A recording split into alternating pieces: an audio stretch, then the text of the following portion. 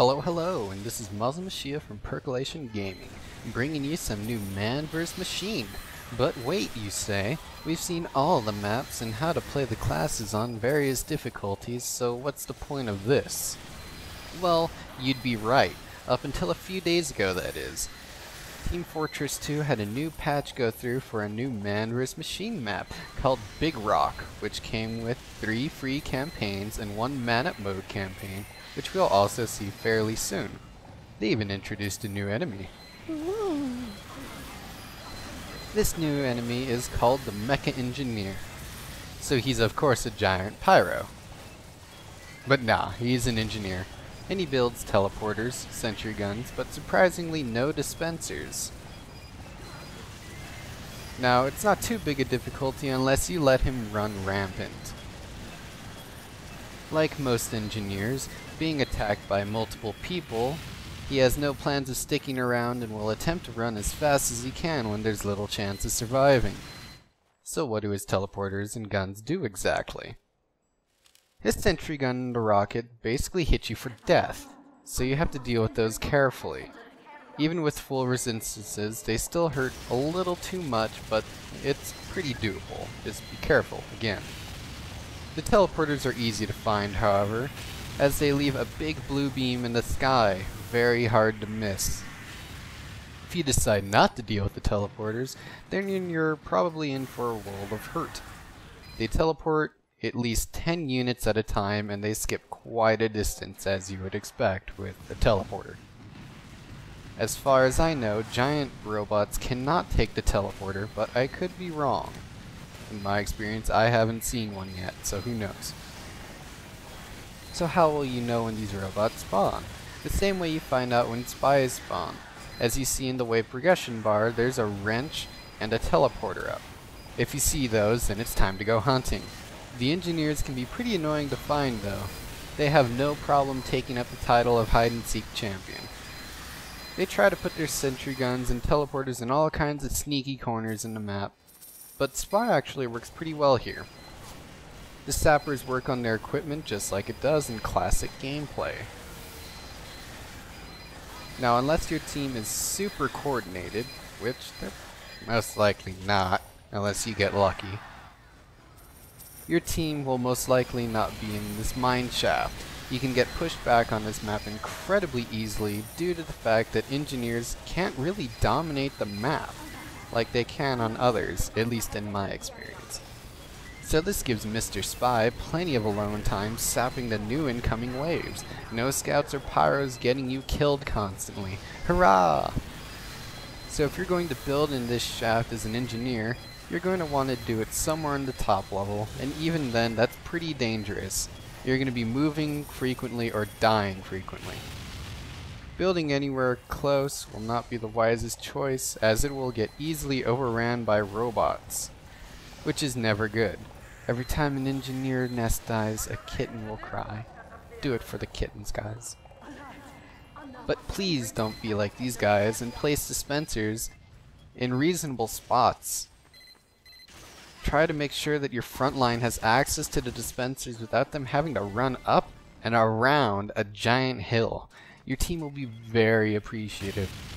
Outside of the engineer though, everything else basically remains the same as it has in Mann vs Machine.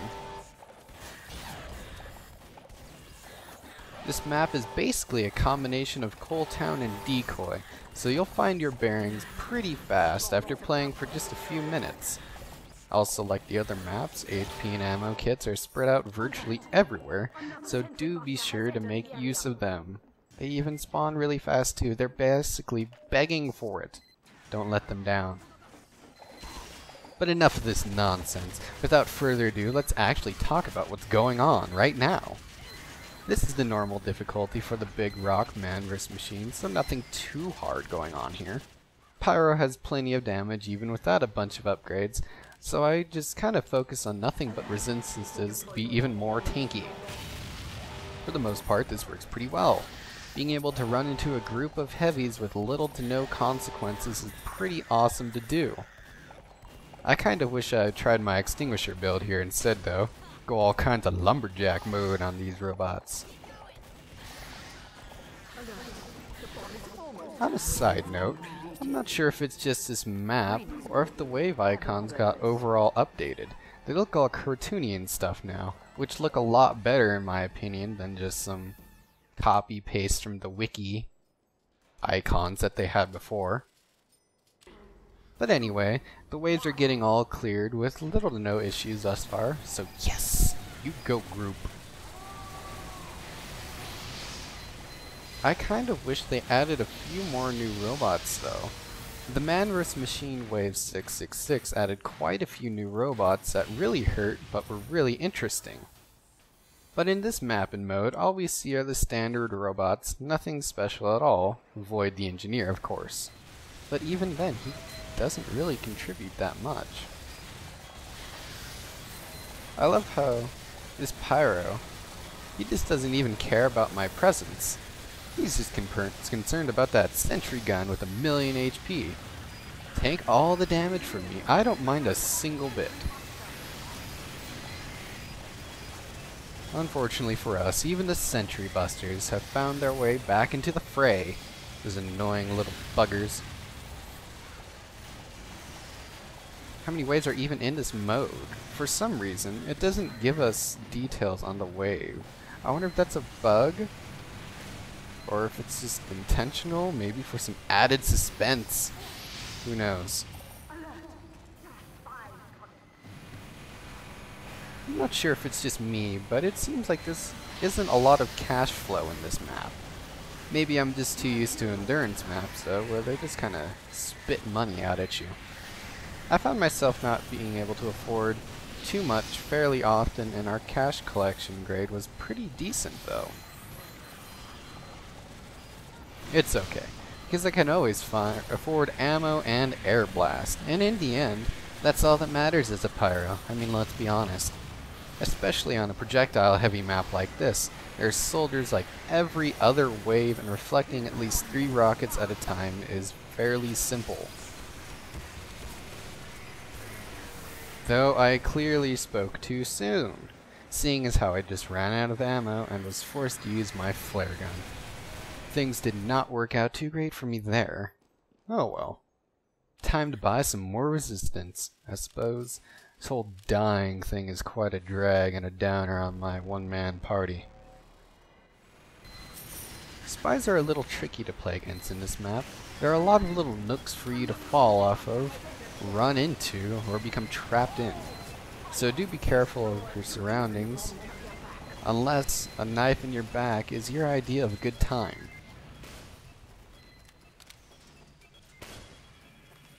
Now normally a scout or someone with some sort of high mobility will chase down the bomb carrier. But if you've been watching, we have a lot of close calls when it comes to the runaways, especially with the bomb. It's actually kind of frightening. So much tunnel vision going on in this team, even on my part. What can I say? I just love killing. In games. Yes. More and more scouts just keep pouring out of the mine shaft though. I guess the other 4 are pretty okay with letting them go. I mean, they're only the fastest class in the game, so whatevs.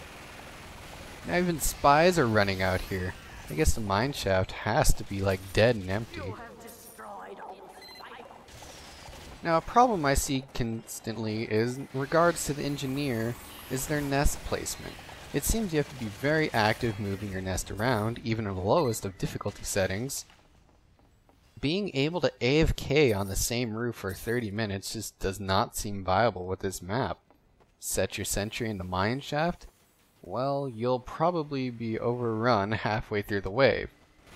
Set it near the shop, you'll probably be useless until the end of the wave.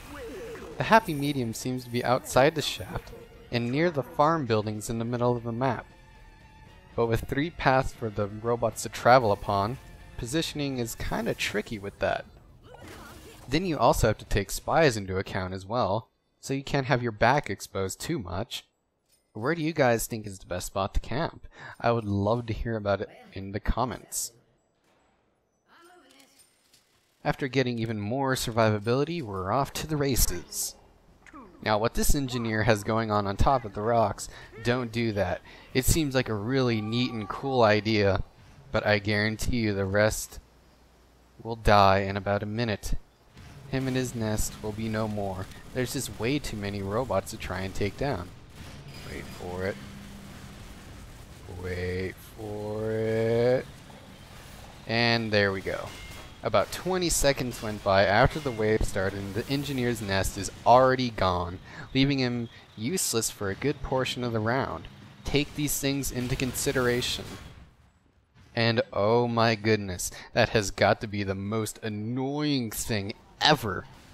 Getting killed by the tank that does 0 damage, but still you end up getting pushed far into the wall when it turns, that you end up dying to it. Physics boss, the hardest boss of them all. Good game, we had some laughs.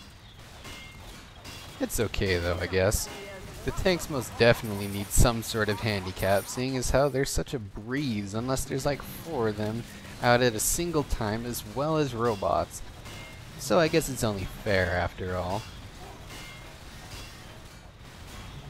See?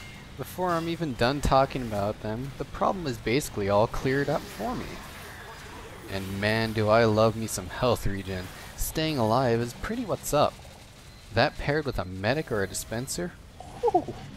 That, my friend, is what paradise looks like. Or something pretty close to it, I imagine. I don't know. It might be the difficulty setting, but for the most part, the Mecha Engineer seems pretty underwhelming. It's scary when you have no upgrades, but after that, he just kind of falls off. It's basically like having another annoying scout to deal with, but with less speed. I'd really like to see the numbers for him adjusted just a little bit. I played on the harder difficulties already, and they weren't too bad. He still seemed the same though, good in the early game, but late game he just fell off and no one really cared about him.